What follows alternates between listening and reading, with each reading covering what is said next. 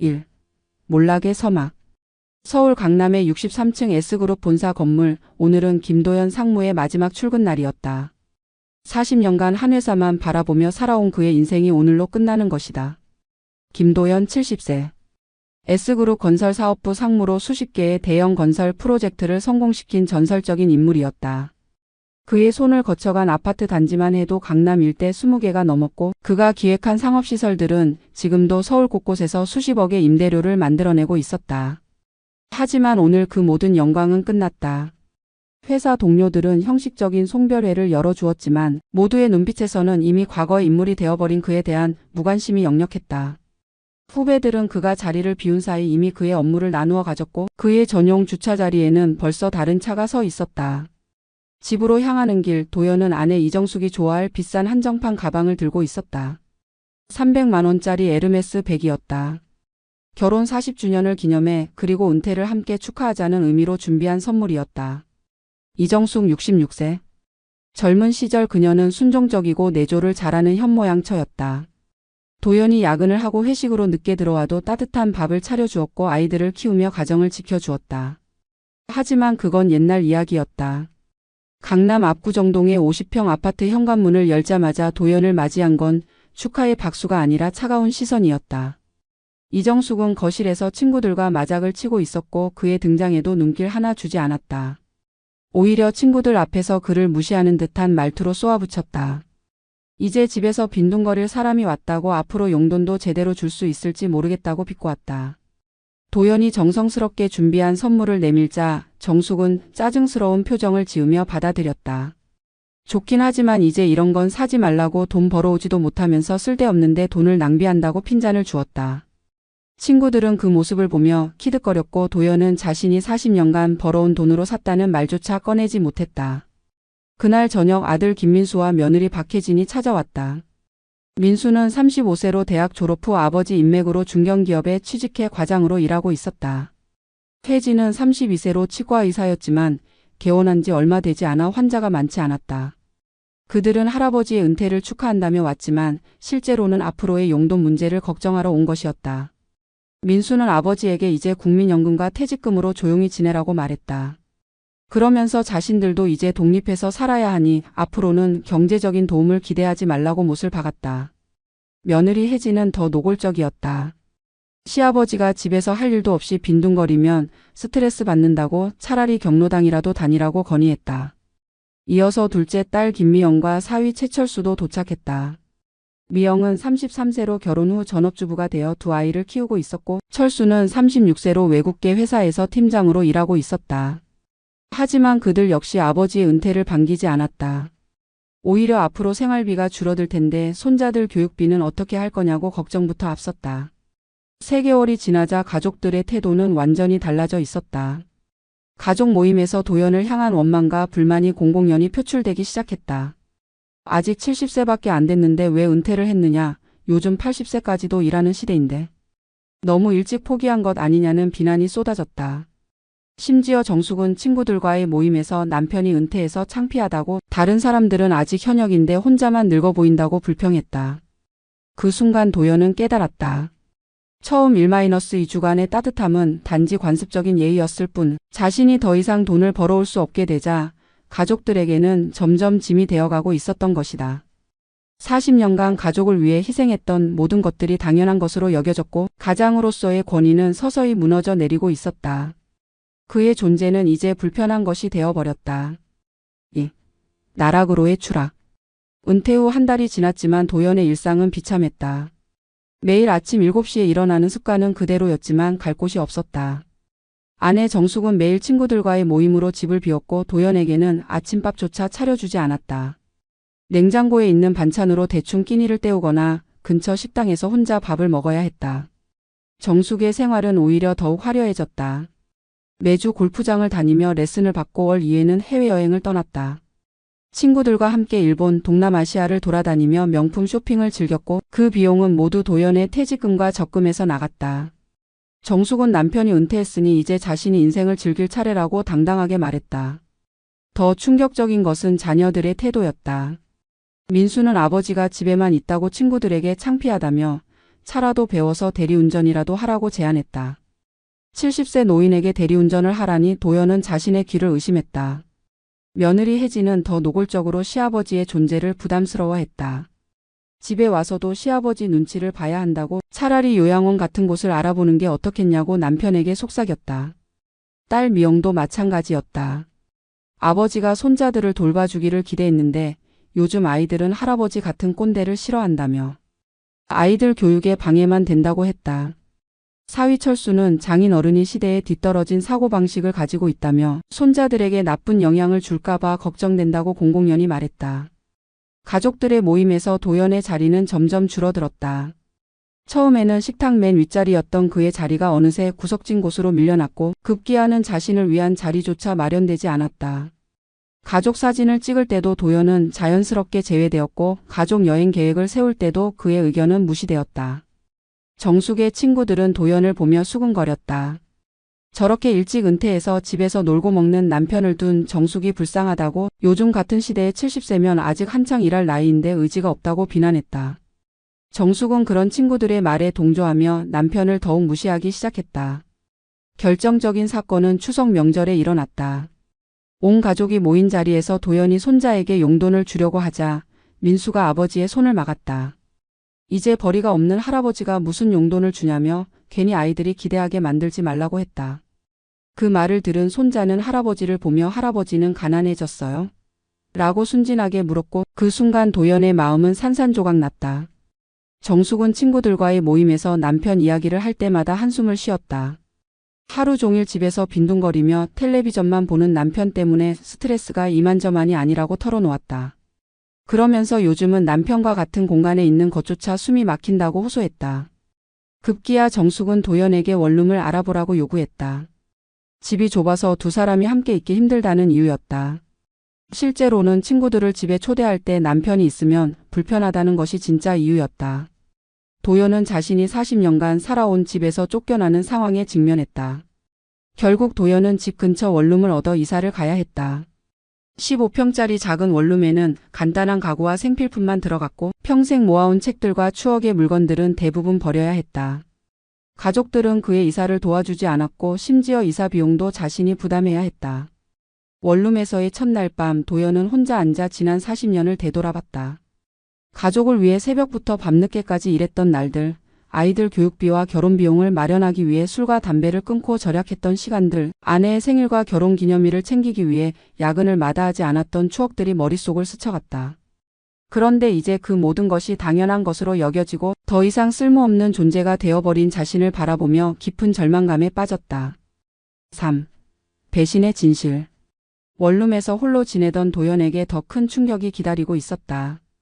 어느 날 오후 우연히 집 근처 카페에서 커피를 마시고 있던 도연은 깜짝 놀랄 광경을 목격했다. 아내 정숙이 낯선 남자와 다정하게 손을 잡고 걸어가고 있는 것이었다. 그 남자는 정숙이 다니는 골프장의 사장 한명호였다. 58세의 한명호는 강남에서 프리미엄 골프장 3개를 운영하는 성공한 사업가였다. 도연은 믿을 수 없었다. 40년간 함께 살아온 아내가 다른 남자와 불륜을 저지르고 있다니. 그는 몰래 뒤를 따라갔고 두 사람이 호텔에 들어가는 모습까지 확인했다. 정숙은 남편에게는 친구들과 쇼핑을 간다고 거짓말을 했지만 실제로는 한명호와 만나 미래를 즐기고 있었던 것이다. 더 충격적인 사실은 이 불륜이 이미 2년째 지속되고 있다는 것이었다. 정숙이 골프를 배운다며 매주 골프장에 다닌 것도 해외여행을 자주 간 것도 모두 한명호와 함께하기 위함이었다. 한명호는 정숙에게 명품백과 보석을 선물했고 심지어 제주도에 펜션을 함께 구입하기까지 했다. 정숙은 친구들에게도 자신의 불륜 사실을 자랑스럽게 털어놓고 있었다. 늙고 무능한 남편보다 젊고 성공한 한명호가 훨씬 매력적이라고 이제야 진짜 인생을 사는 기분이라고 말했다. 친구들은 그런 정숙을 부러워하며 응원해주고 있었고 심지어 이혼을 부추기기도 했다. 도연이 더 큰 배신감을 느낀 것은 자녀들의 반응이었다. 민수와 미영은 어머니의 불륜 사실을 이미 알고 있었지만 아버지 편을 들기는커녕 오히려 어머니를 이해한다고 했다. 그들은 아버지가 은퇴 후 집에서 빈둥거리며 어머니를 우울하게 만들었다고 어머니도 자신만의 행복을 찾을 권리가 있다고 주장했다. 며느리 혜진은 더 노골적이었다. 시어머니가 새로운 남자친구를 만난 것을 축하한다며 시아버지 같은 무능한 남편보다는 성공한 사업가가 훨씬 낫다고 공공연히 말했다. 사위 철수도 마찬가지였다. 장모님이 인생의 새로운 전환점을 맞았다며 늙은 장인보다는 젊고 능력 있는 남자가 장모님께 더 잘 맞는다고 했다. 가족들은 정숙의 불륜을 묵인할 뿐만 아니라 오히려 도연을 비난했다. 남편으로서 아내를 행복하게 해주지 못했던 것이 문제라고 이제라도 조용히 이혼해 주는 것이 모두를 위해 좋겠다고 압박했다. 심지어 민수는 아버지가 어머니의 새로운 인생을 방해하지 말라고 경고하기까지 했다. 정숙은 한명호와의 관계가 공개되자 더욱 당당해졌다. 도연에게 이혼 서류에 사인하라고 요구했고 재산 분할을 위해 변호사를 고용했다. 그 변호사는 강남에서 유명한 이혼 전문 변호사 박상민이었다. 박상민은 정숙에게 남편의 모든 재산을 빼앗을 수 있는 방법들을 제시했다. 변호사의 조언에 따라 정숙은 도연 명의의 예금을 하나씩 해지하기 시작했다. 부부 공동 명의로 된 통장들을 자신의 단독 명의로 바꿨고 아파트도 자신의 소유로 만들려고 시도했다. 심지어 도연이 모르는 사이에 그의 인감도장을 위조해서 각종 서류에 사인했다. 한명호는 정숙에게 결혼하자고 제안했지만 조건이 있었다. 도연으로부터 최대한 많은 재산을 가져와야 한다는 것이었다. 한명호는 겉으로는 성공한 사업가였지만 실제로는 골프장 운영이 어려워 많은 빚을 지고 있었다. 정숙의 재산을 이용해서 자신의 사업을 정리하려는 속셈이었다. 정숙은 그런 한명호의 속내도 모른 채 그에게 맞춰 행동했다. 도연과의 이혼을 서두르며 재산 분할에서 유리한 위치를 차지하기 위해 온갖 수단을 동원했다. 심지어 도연이 가정폭력을 행사했다는 거짓 진술서까지 작성했고 이를 뒷받침할 가짜 증인들을 매수하기도 했다. 자녀들은 그런 어머니의 행동을 적극적으로 지지했다. 민수는 아버지가 어머니에게 정신적 피해를 줬다며 위자료까지 요구해야 한다고 부추겼다. 미영은 아버지의 모든 재산을 어머니가 가져가는 것이 당연하다며 아버지는 국민연금이나 받고 조용히 살라고 했다. 도연은 가족들의 배신 앞에서 완전히 무너져 내렸다. 40년간 사랑했던 아내의 불륜, 자녀들의 냉담한 반응, 그리고 자신의 재산을 빼앗으려는 음모까지. 모든 것이 한꺼번에 무너져 내리는 상황에서 도연은 극심한 우울감과 절망감에 빠졌다.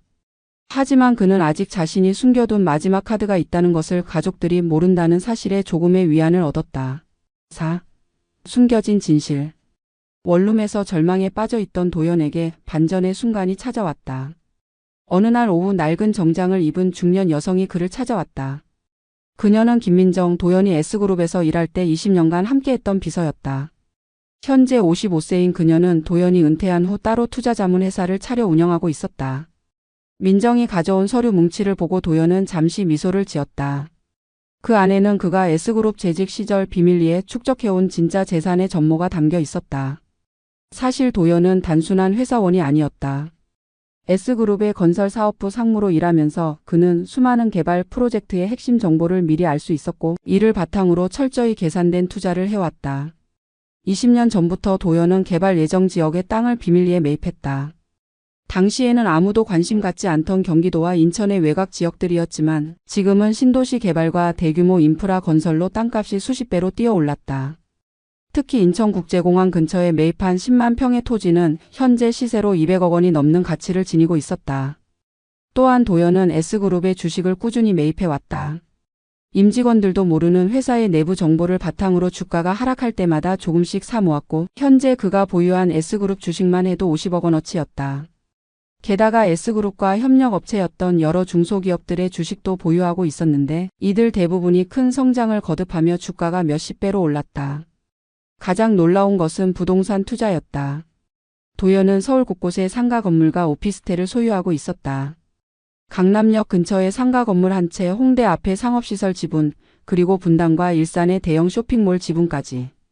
이들 부동산에서 나오는 월 임대료만 해도 3억 원이 넘었다. 민정이 보여준 통장 잔고는 더욱 충격적이었다. 국내외 은행과 증권사에 분산 예치된 현금만 100억 원이 넘었고 해외 부동산 투자를 통해 확보한 자산도 수십억 원에 달했다. 싱가포르와 호주의 프리미엄 부동산, 미국 실리콘밸리의 상업용 부동산까지 그의 포트폴리오는 전 세계에 걸쳐 있었다. 하지만 도연이 이 모든 재산을 가족들에게 숨긴 이유가 있었다. 그는 아내와 자녀들이 자신을 진정으로 사랑하는지 아니면 단지 돈 때문에 함께 있는지 확인하고 싶었던 것이다. 특히 은퇴 후 가족들의 반응을 보고 싶어 일부러 평범한 퇴직자인 척 연기를 해왔다. 민정은 도연에게 말했다. 이제 진실을 밝힐 때가 되었다고 가족들이 그를 어떻게 대하는지 충분히 확인했으니 이제 반격할 차례라고. 그녀는 이미 모든 준비를 마쳐뒀다고 했다. 도연 명의로 설립된 여러 법인과 투자회사들이 그의 지시만 기다리고 있었고 유능한 변호사들과 회계사들도 대기 중이었다. 도연은 민정에게 첫 번째 임무를 지시했다. 정숙이 자신의 명의를 도용해서 빼돌린 재산들을 모두 추적하라는 것이었다. 동시에 정숙과 한명호의 불륜 증거를 확실히 수집하고 한명호의 재정 상태도 철저히 조사하라고 했다. 특히 한명호가 운영하는 골프장들의 실제 재무 상황을 파악해서 그가 정숙에게 접근한 진짜 이유를 밝혀내라고 지시했다. 민정은 도연에게 또 다른 소식을 전했다. 민수가 투자한 사업이 부도 위기에 처해 있다는 것이었다. 민수는 친구들과 함께 온라인 쇼핑몰 사업을 시작했는데 초기 투자금 5억 원이 모두 날아갔을 뿐만 아니라 추가로 3억 원의 빚까지 떠안게 되었다. 며느리 혜진의 치과도 마찬가지였다. 개원 후 환자가 늘지 않아 매달 적자를 기록하고 있었고 의료장비 대출금 상환도 어려운 상황이었다. 딸 미영의 가정도 경제적 어려움에 처해 있었다. 사위 철수가 다니던 외국계 회사에서 구조조정이 있었고 그는 명예퇴직을 당했다. 퇴직금으로 창업을 시도했지만 실패했고 현재는 실업급여에 의존하며 재취업을 찾고 있는 상황이었다. 두 아이의 교육비와 생활비 때문에 매달 적자가 누적되고 있었다. 아이러니하게도 가족들이 경제적 위기에 처한 바로 그 시점에 도연을 무시하고 배신했다는 사실이었다. 그들은 자신들의 위기를 해결해 줄 수 있는 사람이 바로 그들이 버린 가장이라는 것을 전혀 모르고 있었다. 민정은 도연에게 마지막으로 중요한 정보를 전했다. 한명호의 골프장 사업이 실제로는 파산 직전이라는 것이었다. 코로나 이후 골프장 운영이 어려워졌고 과도한 투자로 인한 부채가 30억 원이 넘었다. 한명호는 정숙과의 결혼을 통해 이 빚을 해결하려고 했던 것이다. 정숙은 자신을 진짜 사랑한다고 믿고 있었지만 실제로는 그녀의 재산을 노린 치밀한 계략에 빠진 것이었다. 도연은 이 모든 정보를 들으며 차가운 미소를 지었다. 이제 진짜 게임이 시작될 때였다. 40년간 참고 견뎌온 모든 것에 대한 정산을 할 시간이 온 것이었다. 복수의 서막. 도연의 반격이 시작되었다. 그는 민정과 함께 치밀하게 계획된 작전을 실행에 옮겼다. 첫 번째 타겟은 아내 정숙이 불법적으로 빼돌린 재산들이었다. 도연의 법무팀은 정숙이 위조한 인감증명서와 허위 서류들을 모두 찾아냈고 이를 근거로 모든 재산 이전을 무효화시켰다. 정숙이 자신의 명의로 바꾼 예금들은 하루아침에 모두 동결되었다. 그녀가 한명호와 함께 제주도에 구입한 펜션도 도연 명의의 자금으로 구입된 것이 밝혀져 압류되었다. 더욱 충격적인 것은 정숙이 그동안 명품 쇼핑과 해외여행에 쓴 돈이 모두 횡령으로 분류되어 그녀가 형사처벌을 받을 수 있는 상황에 처했다는 것이었다. 한명호는 더욱 큰 타격을 받았다. 도연의 조사 결과 그의 골프장들이 모두 부실 경영 상태였고 세금 체납과 직원들의 임금 체불까지 밝혀졌다. 도연은 한명호의 채권자들에게 익명으로 정보를 제공했고 이들은 일제히 한명호의 재산에 대해 가압류를 신청했다. 하루아침에 한명호는 파산 직전의 상황에 몰렸다. 정숙은 갑작스럽게 벌어진 상황을 이해할 수 없었다. 어제까지만 해도 자신의 통장에 있던 돈들이 모두 사라졌고 카드는 정지되었으며 심지어 집까지 압류 위기에 처했다. 그녀는 급하게 변호사 박상민을 찾아갔지만 박상민도 어쩔 수 없다고 했다. 모든 재산 이전이 불법적으로 이뤄진 것이 명백하고 이미 법적 절차가 진행되고 있어 되돌릴 수 없다는 것이었다. 한명호는 정숙에게 이별을 통보했다. 자신도 파산 위기에 처한 상황에서 더 이상 그녀와 함께할 수 없다고 처음부터 그녀의 재산 때문에 접근했다고 솔직히 털어놓았다. 정숙은 충격과 배신감에 무너져 내렸다. 진정한 사랑이라고 믿었던 관계가 모두 거짓이었다는 것을, 자신이 완전히 이용당했다는 것을 깨달았다. 이때 도연은 두 번째 작전을 실행했다. 자녀들의 경제적 위기를 해결해주되 자신이 도왔다는 사실을 숨기는 것이었다. 민수의 사업 부도 위기는 익명의 투자자가 나타나 해결되었다. 5억 원의 투자금과 함께 경영 컨설팅까지 제공받게 된 민수는 기사회생할 수 있었다. 하지만 그는 이 익명의 투자자가 자신의 아버지라는 것을 전혀 모르고 있었다. 며느리 혜진의 치과도 갑작스럽게 환자가 몰리기 시작했다. 근처에 새로 들어선 대형 아파트 단지 주민들이 단체로 찾아와 치료를 받았고 의료보험 관련 서류 처리도 원활해졌다. 혜진은 이를 자신의 실력과 운이라고 생각했지만 실제로는 도연이 자신의 인맥을 동원해 환자들을 보내주고 있었던 것이다. 사위 철수의 재취업도 순조롭게 이루어졌다. 그가 지원했던 여러 회사 중 가장 좋은 조건의 회사에서 연락이 왔고 연봉도 이전보다 30% 인상된 조건으로 채용되었다. 철수는 자신의 능력을 인정받았다고 기뻐했지만 실제로는 도연이 그 회사의 대주주 중 한 명으로서 영향력을 행사한 결과였다. 가족들은 갑작스럽게 찾아온 행운에 기뻐했지만 정작 이 모든 것을 가능하게 한 도연에 대해서는 여전히 무관심했다. 오히려 자신들의 성공을 자랑하며 무능한 아버지와는 다르다고 더욱 우쭐해했다. 민수는 친구들에게 자신이 성공한 사업가가 되었다고 자랑했고 혜진은 인기 있는 치과 의사가 되었다며 시어머니에게 거만하게 굴었다. 하지만 도연의 진짜 목적은 따로 있었다. 그는 가족들이 위기에 처했을 때 자신이 얼마나 소중한 존재였는지 깨닫게 하려고 했다. 동시에 자신의 진짜 재산과 능력을 숨긴 채 가족들의 진짜 속마음을 더 확실히 확인하려고 했다. 정숙은 한명호에게 버림받고 재산마저 잃자 완전히 절망에 빠졌다. 친구들은 그녀의 몰락을 보며 하나둘 떠나갔고 그동안 자신을 부러워하던 사람들은 이제 그녀를 조롱하기 시작했다. 명품백과 보석들도 모두 압류되어 가져갔고 골프장 회원권도 취소되었다. 화려했던 생활은 하루아침에 끝났다. 그녀는 자녀들에게 도움을 요청했지만 민수와 미영은 어머니의 불륜과 아버지에 대한 배신 때문에 창피하다며 선을 그었다. 특히 며느리 혜진과 사위 철수는 시어머니의 추문이 자신들에게 피해를 줄까봐 아예 연락을 끊어버렸다. 정숙은 자신이 가족들로부터도 완전히 고립되었다는 것을 깨달았다. 이 모든 상황을 지켜보던 도연은 마침내 마지막 단계를 준비하기 시작했다. 이제 진짜 정체성을 드러내고 가족들 앞에 모든 진실을 공개할 때가 온 것이었다. 그는 민정에게 지시했다. 강남 한복판에 새로운 사무실을 마련하고 언론사들과 접촉해 인터뷰를 준비하라고. 이제 김도현이라는 이름이 세상에 어떤 의미인지 모두에게 보여줄 때였다. 6. 진실의 폭로와 완전한 역전. 운명의 날이 왔다. 도연은 민정과 함께 강남 테헤란로의 63층짜리 프리미엄 오피스 빌딩 최상층에 마련한 사무실에서 기자회견을 열었다. 이 빌딩 역시 도연이 10년 전에 매입한 부동산 중 하나였지만 지금까지 아무도 그 사실을 몰랐다. 기자회견장에는 경제지 기자들과 방송사 PD들이 모여들었다. 도연은 정중한 양복 차림으로 나타나 자신을 소개했다. S그룹 전 상무 김도연, 현재 DH인베스트먼트 회장이자 여러 부동산 개발회사의 대주주라고 밝혔다. 기자들은 갑작스럽게 나타난 이 신비로운 부자가 누구인지 궁금해했다. 도연은 차분한 목소리로 자신의 이야기를 시작했다. 40년간 성실히 직장 생활을 하며 축적한 재산이 현재 시가 총액 500억 원에 달한다고 발표했다. 서울과 수도권 일대의 프리미엄 부동산 20여 건, 국내외 주식 투자로 얻은 수익 그리고 해외 부동산 포트폴리오까지 상세히 공개했다. 특히 그는 은퇴 후 겪었던 가족들의 배신과 무시에 대해서도 솔직하게 털어놓았다. 아내의 불륜, 자녀들의 냉대, 그리고 자신이 원룸으로 쫓겨나면서까지 겪었던 굴욕적인 상황들을 담담하게 이야기했다. 하지만 그는 이 모든 것을 복수가 아닌 교훈으로 받아들였다고 강조했다. 저는 이제 새로운 인생을 시작하려고 합니다. 그동안 가족만을 위해 살았다면 이제는 저 자신을 위해 그리고 사회를 위해 살고자 합니다. 도연은 자신의 재산 중 상당 부분을 사회에 기부하겠다고 발표했다. 시니어 창업지원재단을 설립해 은퇴 후 새로운 도전을 원하는 노년층을 돕겠다고 했다. 또한 가정에서 소외된 노인들을 위한 복지시설과 상담센터도 운영하겠다고 선언했다. 기자회견 장면은 저녁 뉴스와 인터넷을 통해 전국에 방송되었다.